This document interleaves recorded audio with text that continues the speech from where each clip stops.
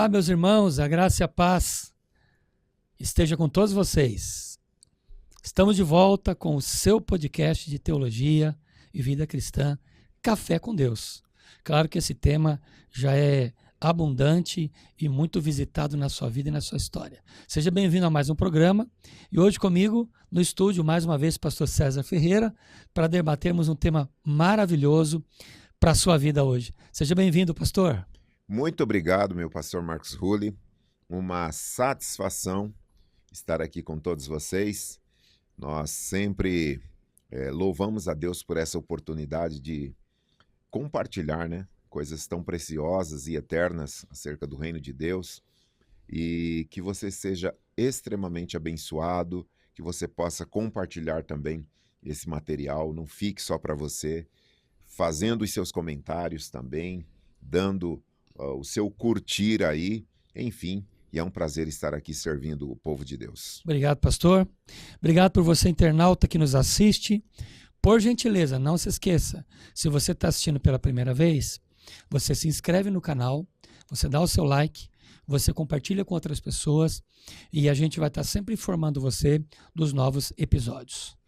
Muito bem, pastor César, o tema de hoje, que nós vamos aqui conversar de uma forma muito tranquila, são pelo menos 10 sinais que antecedem a volta de Cristo, ou 10 sinais do fim dos tempos, à luz das próprias palavras do Senhor Jesus, não é isso, pastor César? Isso. À luz das próprias palavras do nosso mestre Jesus, no capítulo de número 24 do Evangelho de Mateus, e também com base na citação que Jesus faz do livro do profeta Daniel, lá nós vamos ler no capítulo de número 12. Então, para a gente entender um pouquinho e falarmos aqui e contextualizarmos, pastor César, o tema do sinal do fim dos tempos, nós iremos ler aqui o capítulo 24 de Mateus, para que a gente possa trazer para vocês as informações pertinentes a esse tema. O texto nos diz o seguinte: Jesus saiu do templo e, enquanto caminhava, seus discípulos aproximaram-se dele para lhe mostrar as construções do templo. Vocês estão vendo tudo isto? Perguntou ele.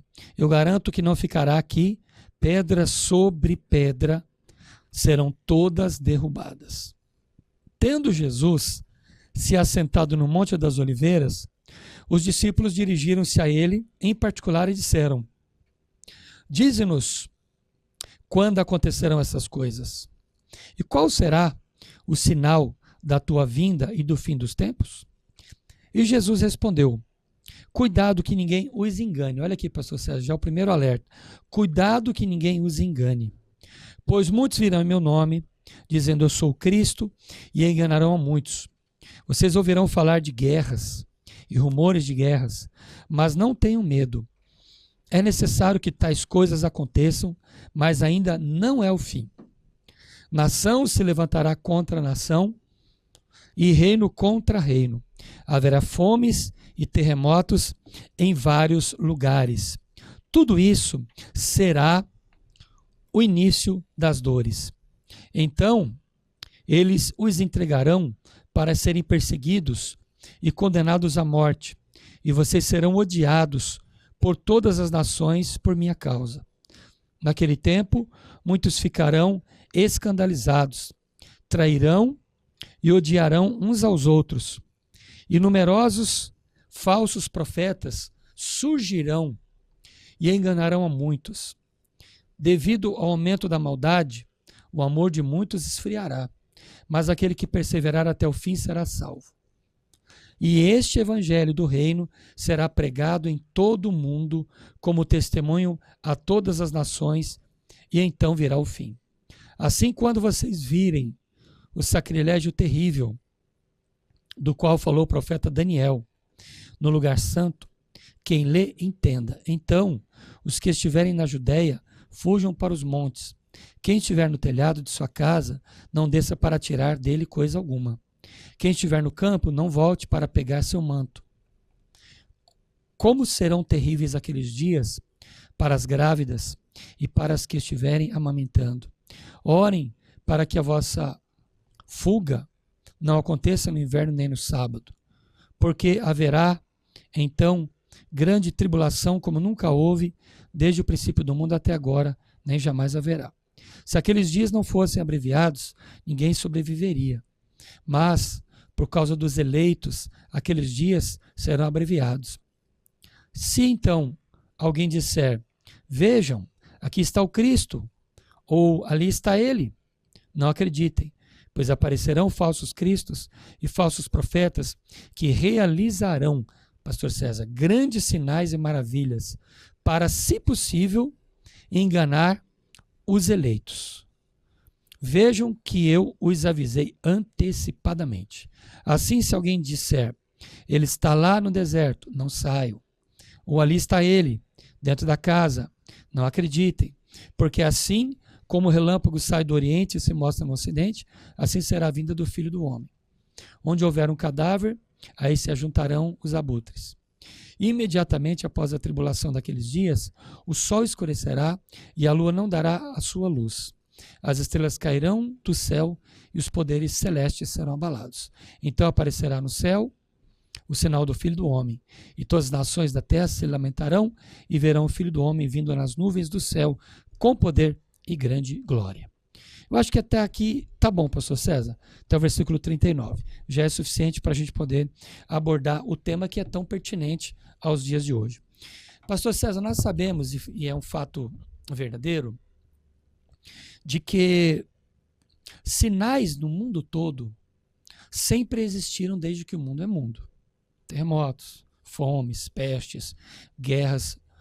Mas o senhor acredita que isso está se intensificando mais nos últimos tempos? Só para a gente ponderar de uma forma, não é o primeiro item da nossa pauta, mas só para a gente ponderar essa multiplicação. O senhor acredita que ela está muito vertiginosa? Ou tipo, não, isso é um alarde falso, porque já aconteceu isso lá atrás e foi dado uma ênfase e não era nada disso? O que a gente pode acrescentar? Olha só, a gente pode começar definindo o fim dos tempos, né?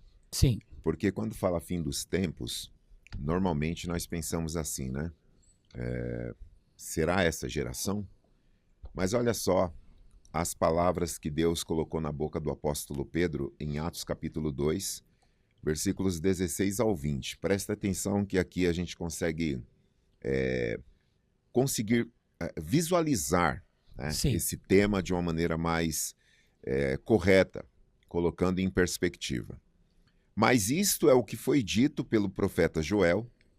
Vocês se recordam que Pedro, quando do derramamento do Espírito Santo, ele toma a palavra e começa a dar uma explicação acerca daquele evento que está acontecendo ali, que é o cumprimento de uma profecia de Joel. Sim. Ele vai dizer assim, e nos últimos dias, Joel profetizou que nos últimos dias acontecerá, diz Deus, que do meu espírito derramarei sobre toda a carne, e os vossos filhos e as vossas filhas profetizarão, os vossos jovens terão visões, e os vossos velhos sonharão sonhos, e farei aparecer prodígios em cima no céu, e sinais embaixo da terra, na terra, sangue, fogo e vapor de fumo, o sol se converterá em trevas, e a lua em sangue, antes de chegar o grande e glorioso dia do Senhor. Eu li Atos 2, versículos 16 ao 20. Por que é importante essa leitura para a gente começar esse assunto? Porque o fim dos tempos, segundo as palavras inspiradas por Deus, através do apóstolo Pedro, se deu há 2000 anos. Sim. A partir do derramamento do Espírito Santo, começa a contagem do final dos tempos. Sim. Pedro está dizendo, isso que está acontecendo aqui, né, lá no cenáculo, em Jerusalém, no derramamento do Espírito Santo, Atos 2. Profetizou o profeta Joel que nos últimos tempos, então começa ali os últimos tempos. Sim.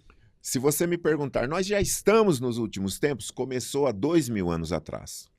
Então, há 2000 anos atrás, abriu, se a gente pudesse colocar dessa maneira, a contagem do final dos tempos. Os gregos acreditavam que as gerações são cíclicas, no sentido de que a história ela se repete. nós, através das Escrituras, acreditamos que há um começo, meio e fim.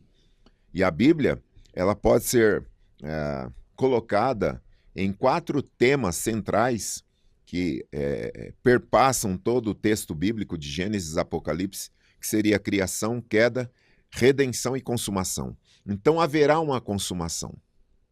Desde que o homem caiu, que a Bíblia promete que haverá um tempo em que Deus enviará juízo sobre a terra. Sim.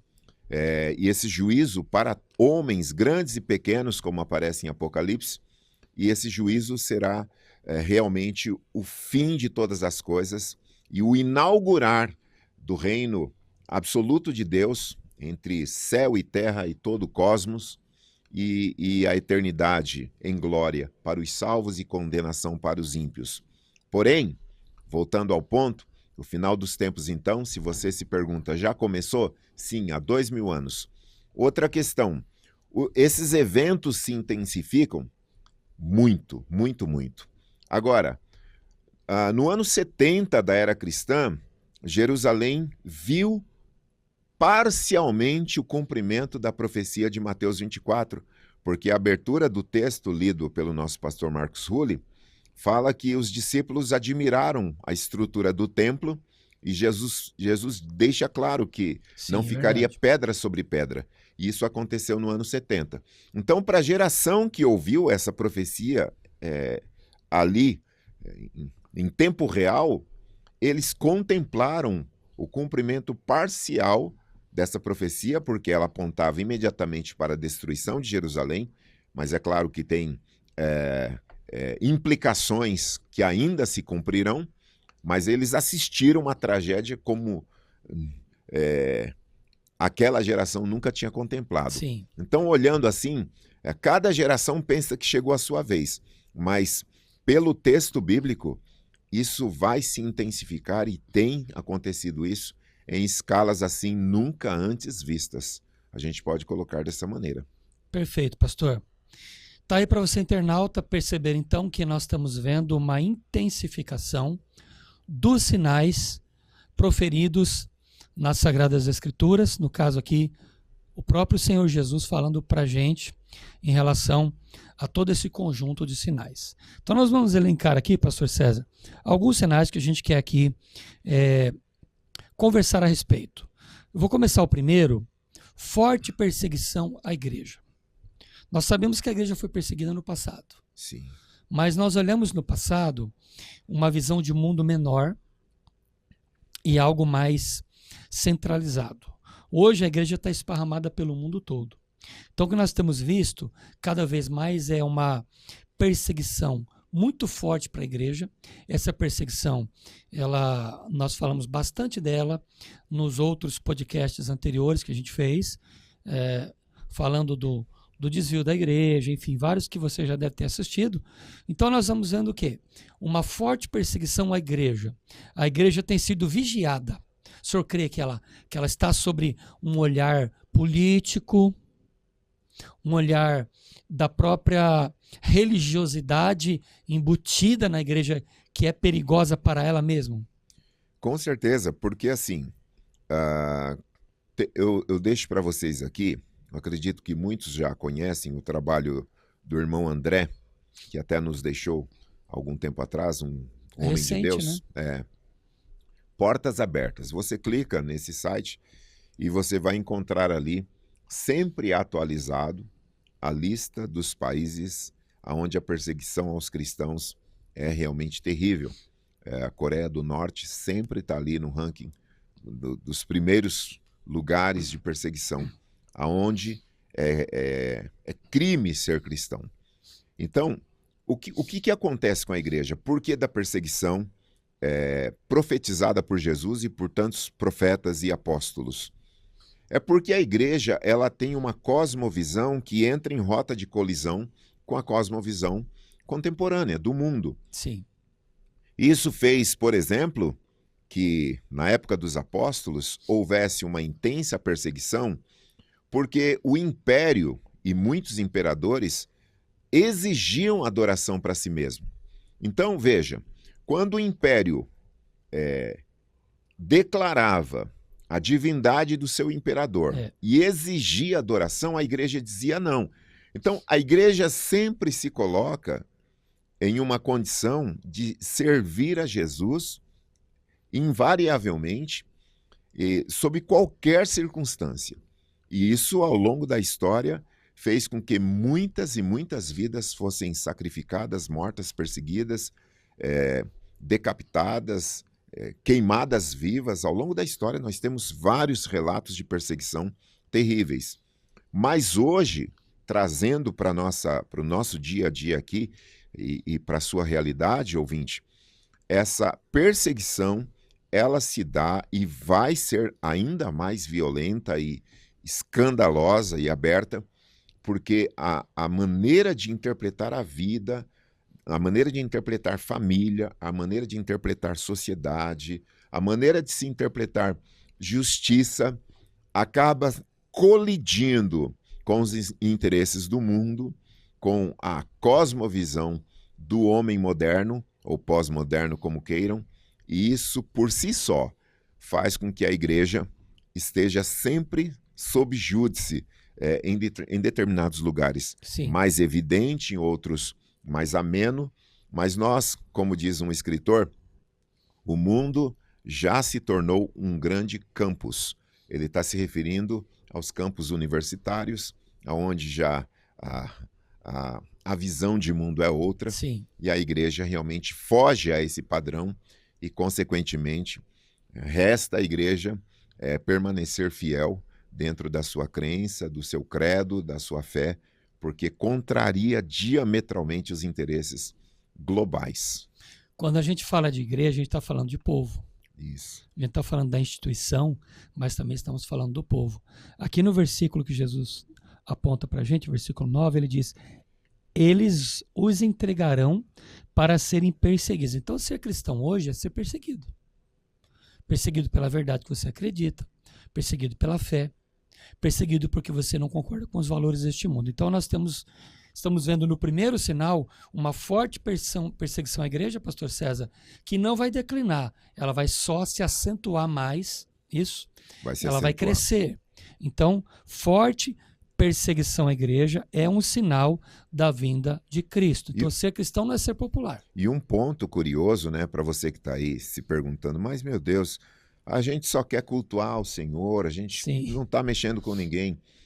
O ponto só queremos o bem. Sim, a grande questão, né, falando agora para a sociedade como um todo, é que o cristão, ele tem realmente a sua crença de foro íntimo, e por foro íntimo eu estou dizendo assim, aquilo que nós cremos, nós defendemos e nós aceitamos como absoluto, e a ideia não é impor isso à sociedade. Mas a questão não é mais essa.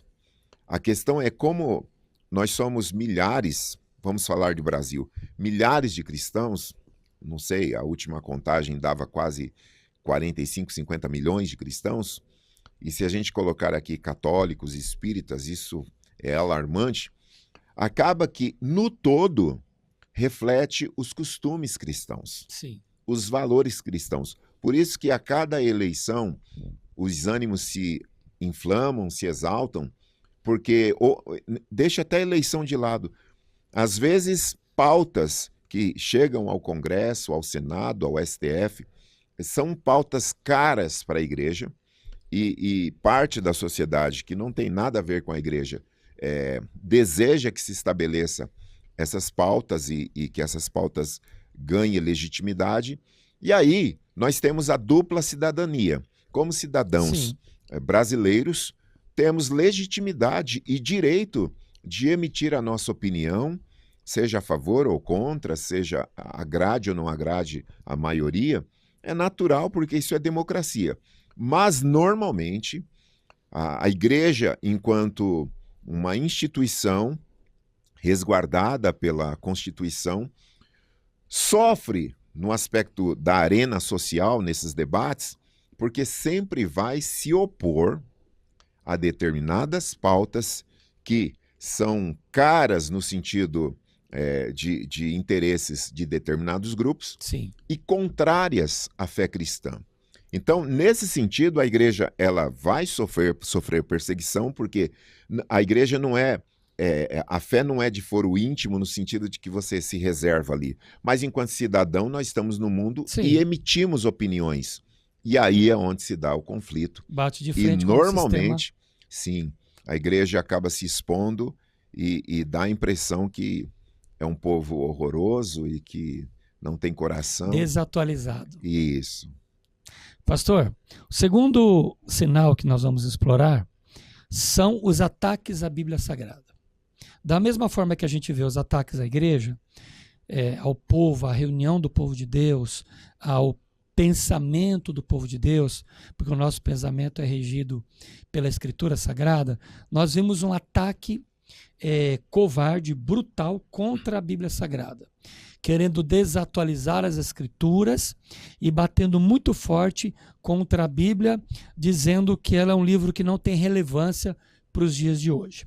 A gente vê uma intensificação nesses ataques à Bíblia e vemos também uma deturpação do seu caráter de instrução bíblica para nós como palavra de Deus. Então a gente vê a deturpação disso com comentaristas que querem tornar a Bíblia mais atualizada. Então nós vamos observar esse ataque brutal contra as Escrituras. Qual a sua visão desse ataque nos dias de hoje? Então, nós temos duas frentes aí nessa batalha. Duas frentes e níveis diferentes. A primeira frente é até, eu diria, um ataque interno. No sentido de que, se a gente recuar, século XVIII, enfim, onde começa um movimento intelectual de um olhar para as Escrituras diferente do que havia sido proposto até aquele momento, e a ideia desse movimento intelectual, filosófico e teológico era de fazer com que a Bíblia fosse um livro interpretado agora não mais por uma paixão de um cristão fervoroso, mas com olhar crítico. E aí surgem dois movimentos, né? Conhecido tecnicamente como alta crítica e baixa crítica. A alta crítica é um movimento intelectual, acadêmico, que analisa o texto bíblico com olhar cético. E a ideia desse movimento acadêmico, e que hoje está espalhado em todo o mundo e com material muito vasto, fazendo um movimento de desacreditar as Escrituras. Sim. E a alta crítica ela veio justamente para dizer ao mundo que esse livro que os cristãos defendem é um livro que não se sustenta historiograficamente, arqueologicamente, que é um livro mítico, é um livro que tem um valor moral, sim, mas se restringe apenas aos seus seguidores, e que os milagres que esse livro narram são milagres que, na verdade, apenas pintado com a visão judaico-cristã para dar um valor místico a esse livro, e a alta crítica, então, ela faz um movimento de desacreditar academicamente esse livro. A baixa crítica, só para finalizar, já é um movimento saudável. São acadêmicos que se debruçam sobre os textos originais e sempre estão estudando e pesquisando para manter o texto sagrado sempre intacto exegeticamente. Agora, a outra frente de batalha, eu falei duas, uma acadêmica, outra, é a questão da pseudociência. Essa pseudociência olha para a Bíblia como um livro realmente de fanáticos, um livro de um Deus assassino, um livro xenofóbico, um livro machista, um livro horrível. E esse olhar é um olhar pelas lentes ideológicas. Sim. Então, veja, se a pessoa lê o apóstolo Paulo, ela chega à seguinte conclusão. Paulo foi machista porque ele disse para as mulheres ficarem caladas ou aprenderem em casa com seus maridos. Essas pessoas estão com um problema gravíssimo, né, de desonestidade intelectual, no sentido de que É um anacronismo chamar Paulo de machista. Por quê? Porque quando você entra no contexto onde estava Paulo, voltando lá no primeiro século, e estudando a questão social e cultural daquela época, você vai reconhecer que Paulo, na verdade, ele fez um movimento bastante corajoso e ousado, porque no templo lá, na época do judaísmo, havia lugares separados para as mulheres. Agora, com Paulo, é todo mundo junto.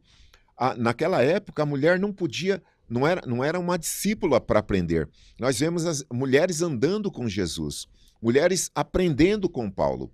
Então, na verdade, esse segundo ataque acerca das Escrituras é um ataque ideológico, já não é mais uma questão simplesmente de um labor teológico, acadêmico, para desacreditar o livro por si só, Sim. mas, pelo contrário, é para colocar para a sociedade que a Bíblia é um livro completamente machista, patriarcal, retrógrado, que só atrasa a sociedade.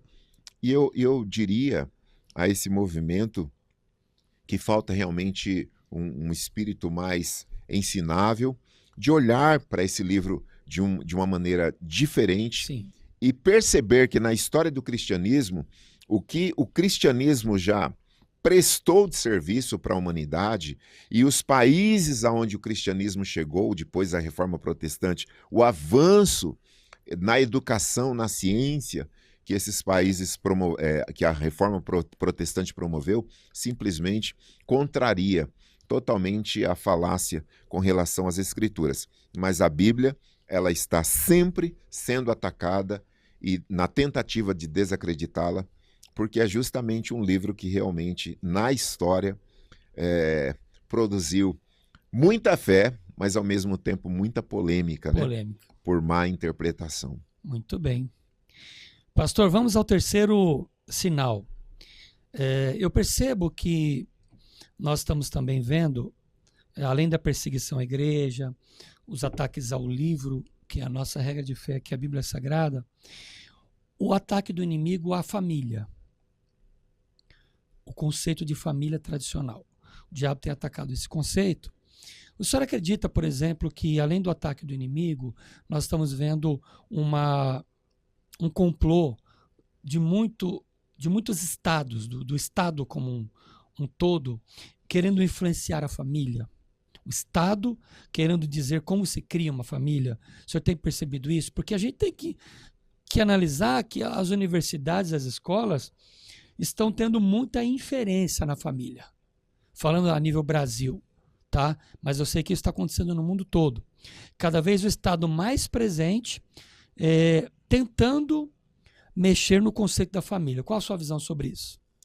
Isso tem sido recorrente, é uma pauta realmente assim, que sempre aparece. Sempre. Em vários níveis. Aparece nos telejornais, sempre dá uma polêmica. O tempo todo. Quando você pesquisa sobre o Canadá, que está vivendo uma situação também parecida com a nossa, talvez até um pouco mais avançada, avançado no sentido de redefinir alguns conceitos. E uma coisa muito importante que você que nos acompanha precisa estar atento. Existem muitos métodos revolucionários de alcançar determinados objetivos. Né? Se a gente voltar lá para o Marx, ele propunha a luta de classes, ou seja, existe o opressor e o oprimido, e para mudar esse status quo, os opressores ou os oprimidos precisam se levantar e guerra armada mesmo. Sim. E reverter esse quadro. Mas ao longo de uma questão dialética por muitos pensadores de direita e de esquerda, hoje o que nós percebemos, né? O assunto nesse ponto aqui é a guerra contra a família. E uma das guerras, uma das armas, eu diria, é a guerra da linguagem. Então, se conseguirem Sim. mudar a linguagem, numa reforma que não é uma reforma, como que eu diria, de um português erudito, uma reforma ortográfica, como sempre aconteceu, porque a língua é viva e vai se transformando Sim. mesmo, é natural, mas nós não estamos falando disso. Nós estamos vendo mudanças linguísticas simplesmente baseadas em questões ideológicas Ideológicas. e favoreçam determinados grupos. E são mudanças, ao meu ver, que não são necessárias. Mas existe realmente um interesse de fomentar uma discussão, com certeza para a implementação de um segundo movimento, de um interesse daqueles que realmente pretendem chegar a algum lugar nesse sentido, e a família acaba sendo uma discussão central nesse campo, porque enquanto existir uma família tradicional, é difícil implementar outros costumes na sociedade. O próprio marxismo vê a família como um problema nesse sentido, e a ideia é justamente uma reconfiguração. Agora veja, é importante nós lembrarmos que a família é anterior ao Estado. Então a família vem antes de qualquer Estado que você possa Que imaginar. se formou, claro. Pelo amor de Deus. Então, mas a família, ela está realmente sob ataque em vários aspectos. Existem vários vídeos que você encontra por aí de pais aflitos, porque na escola, dos seus pequeninos, discussões e debates e ensinos que não tem a ver, às vezes, com a própria matéria, Sim. que seria adequada ali para aquelas crianças, adolescentes, porque a ideia é justamente uma revolução de linguagem, porque através da linguagem se consegue um segundo movimento, que é redefinir costumes, redefinir a sociedade como um todo, e a família cristã, no nosso caso, continua sob júdice nesse sentido, porque não tem como, será um empecilho para essas mudanças que esses determinados grupos pretendem, e não é uma questão de Brasil, nós estamos falando do mundo como um todo, é uma questão global, e a família, sim, está sob ataque nesse sentido. Querido internauta, nós percebemos então que os ataques à igreja, os ataques à Bíblia e os ataques da família, eles só vão se intensificando. E eu te pergunto, como você está fortalecendo a tua família? Como você está fortalecendo a tua casa? Como você está fortalecendo a sua igreja? Como você está fortalecendo a sua fé? Então há que se pensar que são sinais que Jesus nos advertiu que aconteceriam. Uhum. Que aconteceriam, e eles estão muito vívidos, muito fortes. Parece que tem um tempo que acalma, né, pastor? Sim. Acalma, mas depois volta com tudo. Vem na mídia, vem na imprensa e vem forte contra o povo de Deus, contra as verdades santas da palavra que nós cremos e confiamos. E é muito importante, né, lembrar que a igreja existe, e é um outro ponto aqui, existe homofobia, existe, Sim. isso é inegável, e é um crime terrível que deve ter suas consequências mesmo com a justiça, e enfim, até as últimas consequências deve ser levado essa questão, porque é gravíssima, é uma coisa terrível, lamentável. Existe homofobia, nós sabemos, existe racismo, existem vários crimes lamentáveis na nossa sociedade. Mas uma coisa que é necessário lembrar você, que nos acompanha aqui, a igreja, quando fala da família, a igreja, em momento algum, ela faz um movimento de atacar determinados interesses ou grupos. Nós simplesmente estamos falando, nós cremos assim. Isso não é imposto para a sociedade. A igreja acredita assim. E é como se fosse futebol. Futebol tem suas regras. Então, se você de repente falar assim, não, eu vou criar um futebol que minhas regras vão ser essa coisa aqui. Não tem como. Aí você vai chegar na Federação de Futebol Paulista, por exemplo, e vai apresentar suas regras, eles vão dizer para você assim, não, então dá um outro nome a esse esporte e vai fazer do seu jeito lá. Porque a igreja tem regras próprias. Claro. Que são regras, na verdade, deixadas por Jesus, e nós cremos nisso. E isso, por si só, ofende algumas pessoas, e não devia, porque cada um viva a sua vida como bem entender, e a igreja, em hipótese alguma, persegue ou ataca esse tipo de coisa. Nós simplesmente defendemos aquilo que nós cremos, e às vezes por cremos nisso, ofende algumas E as pessoas. ideologias não aceitam isso e o Estado controlado não aceita. Sim. Com certeza. Então nós falamos aqui de 3 sinais vívidos, está aí escancarado para todo mundo ver, que são essas 3 situações: perseguição à igreja, ataques à Bíblia Sagrada e destruição do conceito da família tradicional. Quarto sinal do fim dos tempos: guerras e rumores de guerras. Pastor, nós percebemos que desde que o mundo é mundo, sempre houve guerra. Sempre. Sempre houve guerra, sempre houve rumor de guerra, houve uma tensão que iria se começar, haviam ameaças naqueles tempos mais antigos, que eram diferentes dos dias de hoje. Hoje as ameaças são veladamente transmitidas nas mídias sociais, pela TV, pelos boletins, pelos comunicados, pela internet, pelos pronunciamentos de presidentes de várias nações. Mas eu percebo que essas guerras e rumores de guerras, elas estão se acirrando também, porque para que a profecia, para que as palavras de Jesus se cumpram, pastor, os sinais eles têm que aumentar a intensidade.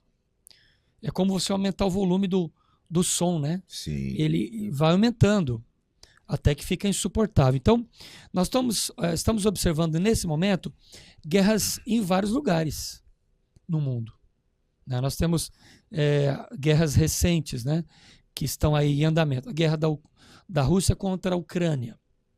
Nós vemos aí uma ameaça velada da Coreia do Norte contra a Coreia do Sul. Esse coreano que volta e meia está sempre na mídia, testando mísseis. O Trump chamou ele de homem-foguete. Uhum. Homem-foguete por causa dos testes dos mísseis que ele fez. O Rocket Man, o homem-foguete, né? Temos ali uma tensão na Ásia muito forte. Temos aquela tensão também da China contra Taiwan, que está um negócio ali que a qualquer momento Tenso. pode acontecer, um negócio feio que está ali envolvendo. Nós temos as questões do Oriente Médio, como a guerra que Israel entrou para defender o seu território, está sendo duramente atacado politicamente, mundialmente, por algumas nações.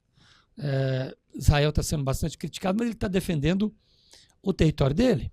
Então ali nós estamos vendo uma guerra que agora se acalmou, mas ela existe. Sim. Volta e meia tem ataques de mísseis e tal. Nós vemos também aquela tensão no Golfo de Suez, que é onde passam os navios ali que vão para o Oriente Médio e levam alimentos, levam material bélico, levam tecnologia, enfim, muita coisa passa por ali. É um ponto de tensão no mundo que a gente tem observado. Aqui perto da gente, nós temos aí as questões do narcotráfico, são guerras localizadas, são guerras que estão dentro de países e são guerras internas. E nós temos aí a velada ameaça do senhor Maduro, da Venezuela, numa ameaça de invadir o território da Guiana. Então nós estamos vendo aí vários cenários e um redesenhar geográfico do mundo através dessas guerras. Então, pastor, não dá para comparar tudo que está acontecendo agora com as guerras pequenas que a gente teve no passado. Sim. Dá para comparar? Alguém dizer, não, mas já lá atrás se falava, eu acho que não dá para comparar. Não dá para comparar. E aí eu quero o seu comentário.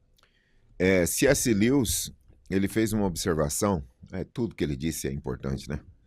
Mas ele fez uma observação nesse contexto que o anormal no mundo é não ter guerra. É o anormal. Então, assim, desde a queda, e por queda eu me refiro à desobediência do casal no Éden, Adão e Eva, o mundo, o cosmos, entrou em conflito, em desequilíbrio.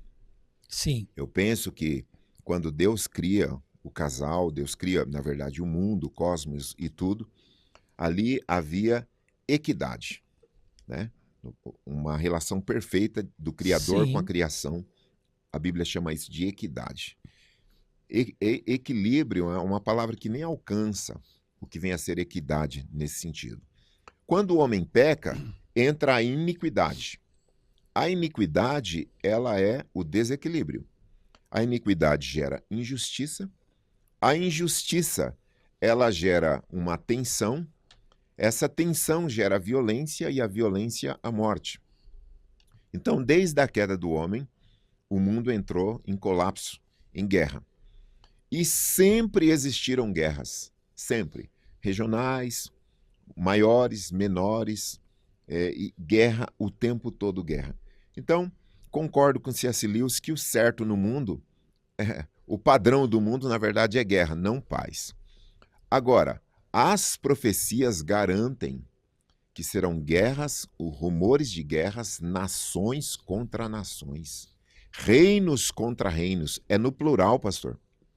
Isso significa dizer Sim. que é uma tensão global, muito forte. Numa intensidade, como Jesus prometeu, nunca antes visto. Então, nós estamos assistindo, sim, essas guerras, que são regionais, mas simultâneas, acontecendo o tempo todo. Isso mexe, né, com outros fatores, porque a guerra ela sempre tem os seus efeitos colaterais, e nós sentimos esses efeitos colaterais. Portanto, esse sinal das guerras, rumores de guerras, é um sinal que nós prestamos atenção, porque faz parte desse contexto, desse combo profético de Mateus 24, com relação às evidências da volta do Senhor Jesus. E Jesus foi claro, pastor César, porque ele disse o seguinte: não vos assusteis. Porque a tensão de uma guerra assusta todo mundo. Mas Jesus falou, gente, calma, não vos assusteis. É necessário que isso aconteça. Então a gente percebe que a paz e segurança que o mundo tanto luta está distante de novo. Sim. E aí eu quero fazer um comentário interessante aqui para o nosso internauta. Na Segunda Guerra Mundial, no final da Segunda Guerra Mundial, que se deu ali por volta de 45, né? 46 já estava terminada. Em 1947, os cientistas atômicos criaram o relógio do Apocalipse, chamado de Doomsday Clock, o relógio do fim do mundo. E de lá para cá, os cientistas eles vêm ajustando esse relógio com base nas ameaças globais. Então, com o empoderamento das nações, a construção das bombas atômicas, e a gente percebe que o arsenal atômico mundial, a cada ano, ele aumenta. Países que detêm o poder de sozinhos destruírem todo o planeta. Sim. Como os Estados Unidos, como a Rússia, o Irã, que está desenvolvendo armas, como Israel, que já tem armas, e outros países que detêm armamentos atômicos. Então, os cientistas do relógio do juízo final é um boletim de cientistas atômicos, que eles atualizam de tempos em tempos. Então, para você ter uma ideia, quando ele foi criado, ele estava em 5 minutos. Em 1947. Ele estava a 5 minutos do fim do mundo. Sabe quanto que está hoje, pastor César? 90 segundos. A última atualização do relógio do Apocalipse, o relógio do fim do mundo, o relógio do juízo final, que é o Doomsday Clock, é de 90 segundos, tamanha a gravidade da tensão nuclear que está no mundo. Por exemplo, o Putin foi reeleito novamente como presidente da Rússia até, eu acho que 2027, não, 2027, não, um pouco mais para frente, né? Um pouquinho mais para frente. E ele foi reeleito, segundo eles, com esmagadora maioria de votos. E ele, volta e meia, ele está sempre dizendo que, se for necessário, ele usará armas atômicas contra a Ucrânia. Então perceba que o que os cientistas estão prevendo é um risco cada vez mais alto. Sim. Então esse é o momento que a gente está vivendo. E nós, como cristãos, é claro que a gente quer paz, quer segurança, quer tranquilidade, como o mundo todo quer. Mas, pastor, o que a Bíblia diz é muito claro, que Deus tem o controle de todas as coisas. E que Deus não é um senhor que está sentado na beira da estrada, vendo a banda da Assistindo, história né? passar. Sim. Não. Deus tem o controle de tudo. Então, quando ele diz que os sinais eles se acentuariam, ele fala de guerras e rumores de guerras. Depois ele fala de nação contra nação, que são coisas um pouco diferentes. Então, essa questão desse sinal de guerras e rumores de guerras, cada vez que surge um conflito novo, pastor César, eu, sinceramente, eu fico feliz, porque eu sei que é o cumprimento da Escritura Sagrada. Exatamente. Não há que nós nos demovermos e nos entristecermos, não. É Deus mostrando o seguinte: eu tenho uma agenda e estou cumprindo ela, quer o homem goste ou não. Deus está cumprindo a agenda, pastor. Eu vejo isso. E é tão Então, interessante que pode tem pontuar. pessoas que falam, né, da agenda da ONU, né, para 2030, enfim, uma agenda aí que está sendo implementada e eles estão correndo para que isso mesmo aconteça. Só que veja, Jesus, o que Jesus está falando aí, ele está dizendo assim, ó, eu tenho a história nas minhas mãos e eu vou contar um pouquinho para vocês como será. Então, assim, por isso que é maravilhoso acreditar e seguir esse Deus que controla a história, realmente domina sobre tudo e todos, né? Muito bem. Glórias a Deus. Ele é Senhor de toda a nossa história, está desenhando um plano lindo e o plano está se desenrolando. Quem não tem o conhecimento da Escritura não percebe. Sim. Então a gente vê os cientistas debatendo, a gente vê jornalistas debatendo em podcasts, em programa de entrevistas, como que a gente vai fazer para ter paz ali, para ter paz aqui. Claro que Paulo disse, quando depender de vós, tende paz com todos os homens. Mas tem coisas que não dependem da gente. Sim. Né? Então, infelizmente, a gente percebe que nós não temos o controle de nada. Deus é Senhor da história e Ele está escrevendo e Ele está no desenrolar, nesse desfecho dessa história linda chamada Grande Plano de Deus, Grande Plano de Salvação para toda a humanidade.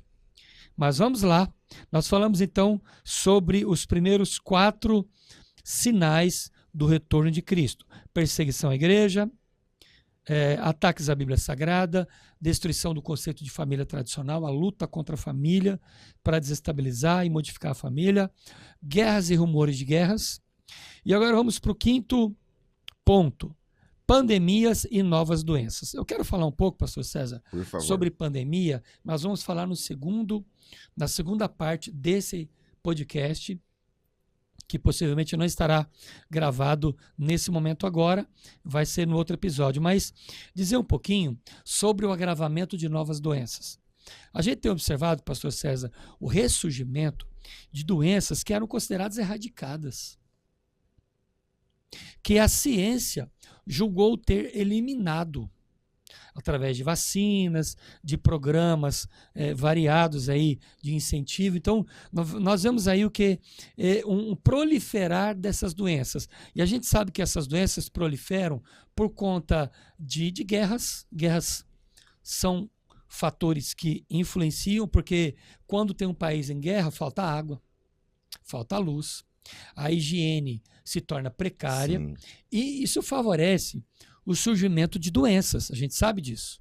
Né? Doenças que são porque a pessoa não está tomando uma água adequada, naquele desespero de matar a sede, a pessoa se envenena com uma água contaminada. A gente sabe que o fator higiene também tem a ver, no mundo moderno, com a questão das doenças. Então, nós vemos o quê? A Bíblia diz fome, pestes, terremotos em vários lugares e esse proliferar de doenças, de pandemias, de doenças que estavam controladas e hoje não estão mais. Então nós vemos alguns países que acabam sofrendo um pouco mais e os países mais evoluídos sofrem um pouco menos, mas todo mundo sofre. Por exemplo, nós estamos vivendo agora no Brasil, por conta do verão, uma epidemia de dengue. Sim. Uma epidemia forte de dengue, em que muitos estados estão declarando aí emergência. Então a gente sabe que um mosquitinho faz toda a diferença. Que loucura, né? É isso. Então, a gente está vendo isso acontecer. Então o homem ele não tem controle. Nós achávamos que estávamos vacinados contra a gripe, e não pegaríamos uma forma muito forte que nos levasse a óbito, né? Como as vacinas sempre foram implementadas. E aí surgiu uma gripe que ninguém controlou, que foi a pandemia de 2019, Sim. que afetou o mundo. A gente sabe que a última grande pandemia, tirando essa recente, foi há 101 anos atrás, foi em 1918, que foi uma pandemia que engoliu a Europa, que engoliu muitos países aí, e agora nós estamos vendo 101 anos depois, a grande pandemia de Covid-19. Então nós vemos que o mundo, que a ciência tenta controlar, mas não dá. É impressionante, né? Não dá. Quer ponderar alguma coisa É sobre esse assunto, impressionante pastor? porque nós temos à disposição, é claro que quando a gente dá uma olhada rápida na evolução da tecnologia e de tantas benesses que a ciência já conseguiu colocar à disposição do ser humano, a ponto da longevidade hoje ser uma coisa assim impressionante. Veja que na Idade Média, para um casal ter um filho para chegar na maioridade, ele precisava ter no máximo, ou no mínimo, 10 filhos para um chegar aos 18 anos, porque Sim. morria de tanta doença e as condições eram precárias de condições de recursos de ciência à disposição. Era muito precário, então assim morria facilmente, já nascia praticamente condenado à morte. Quando chega no século XVIII, dá uma virada incrível, começa então, sai da charrete, ou da charrete, para algo que vai se caracterizar Sim. progressivamente como ciência propriamente dito, e aí entra a indústria. E a gente com isso ganhou qualidade de vida Sim. e longevidade. É tanto que a gente fica impressionado com, lá atrás, pessoas que tinham, sei lá, 70 anos de idade, nós olhávamos e dizíamos assim, meu Deus do céu, é um velhinho. Hoje, muitas pessoas com 70 anos estão, por mais que tenham as suas condições por conta da idade, mas estão ótimas. Então, olha, idade média, com 18, 25 anos de idade, a pessoa morria, de repente, com uma bobeira. Pastor, a expectativa média de vida do brasileiro aumentou. Agora nós estamos chegando a atingir 78 anos e meio. Olha isso. Aumentou muito a expectativa de vida do Impressionante. brasileiro. Porque a gente vê o controle das doenças, a gente vê as vacinas que produziram bons efeitos, bons antibióticos, bons anti-inflamatórios, né? É uma cultura de incentivo. Mas a gente percebe o que, pastor César? Que os vírus, eles sofrem mutações. Mas é isso que eu ia dizer, porque é tanta tecnologia e a gente sofrendo com coisas que já não deviam fazer parte mais. As bactérias também, elas sofrem essa mutação. Então, você vê que os antibióticos, há uma preocupação científica em relação aos antibióticos, porque, não sei se você lembra desse tempo, acho que já tem mais de 20 anos. Acho que tem mais de 20 anos. Não colhi essa informação. Eu acho que tem mais de 20 anos que foi proibido a venda de antibióticos em farmácia sem receita médica. Sim. Eu não sei se é 20 ou 15 anos. Não é muito velho, mas também não é muito recente. Eu falo 20 anos como se fosse uma coisa muito longa, mas parece que foi ontem, né? Então você ia numa farmácia e você tinha acesso a antibióticos. A gente comprava. Hoje não. Você não compra um creme, nem uma pomada, nem um colírio. Se ele for antibiótico, você não compra sem receita. Uhum. Por quê? Foi uma forma que eles descobriram de barrar para que não tivesse uso indiscriminado e se proliferasse esse uso, fazendo um fortalecimento daquela bactéria. Sim. Mas mesmo com essa proibição, pastor César, o que a gente percebe é que alguns antibióticos que eram potentes já estão obsoletos hoje. Sim. E há uma preocupação da comunidade científica em desenvolver outros mais potentes que não pode ser nem administrado via oral, apenas injetável no hospital. Então a gente percebe que o homem tenta controlar, mas o plano de Deus está dizendo o seguinte: eu sou senhor da minha história. Eu estou escrevendo a minha história. porque senão seria muito fácil para o homem. Então a gente sabe que a permissão de Deus para que aconteçam esse proliferar de doenças é plano de Deus também. Porque o próprio homem vai causando mal a ele mesmo. Sim, sem contar as doenças que o próprio homem criou lá atrás, como por exemplo o HIV, que hoje está controlado, né? A gente sabe que tem um controle, tem lá o coquetel e tal, mas a pessoa a duras penas sobrevive sim. com aquele coquetel. Então a gente percebe que o surgimento dessas doenças estão dentro do plano, dentro do escopo do planejamento do céu.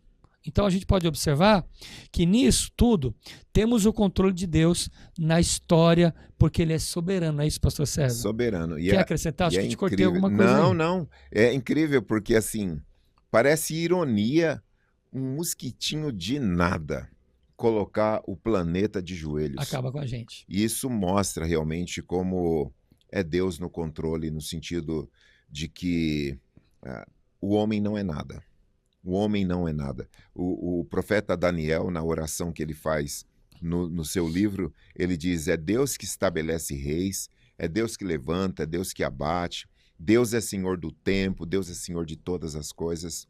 E os sinais da volta de Jesus é uma clareza tão profunda, tão absurda no bom sentido, Jesus dizendo para o seu povo, olha, eu já vou mostrar, vou descortinar o que vem por aí, e à medida que for acontecendo e for escalando, fiquem em paz, porque isso realmente eu estou avisando vocês com muita antecedência, porque é assim, exatamente assim que há de ser. Então, para nós, é uma esperança. Para nós, é a certeza do cumprimento da palavra, porque imagina se nada disso tivesse acontecendo. E eu fecho, lembrando aqui de uma situação recente que aconteceu no carnaval desse ano, de 2024, quando a Baby do Brasil, ela falando lá para Ivete Sangalo, né, que o fim dos tempos está aí e daqui a pouco Jesus volta e tal, e foi um reboliço no Brasil, essa fala dela, né? E teve um outro youtuber que disse, desde que eu era criança que eu ouço esse negócio que Jesus vai voltar e nada, né? Veja, essa fala desse youtuber é a fala que Pedro diz há 2000 anos atrás para aquela geração, e é uma profecia para nós, que Pedro diz assim, fiquem tranquilos, porque muitos vão dizer assim, desde os meus pais que eu ouço que Jesus vai voltar e nada. Pedro está dizendo, fica tranquilo, porque vai chegar o dia, vai chegar o momento, e todos esses sinais realmente apontam para a volta de Jesus Cristo, assim, de uma maneira muito clara e irrefutável. E louvado seja Deus por isso. Muito bem.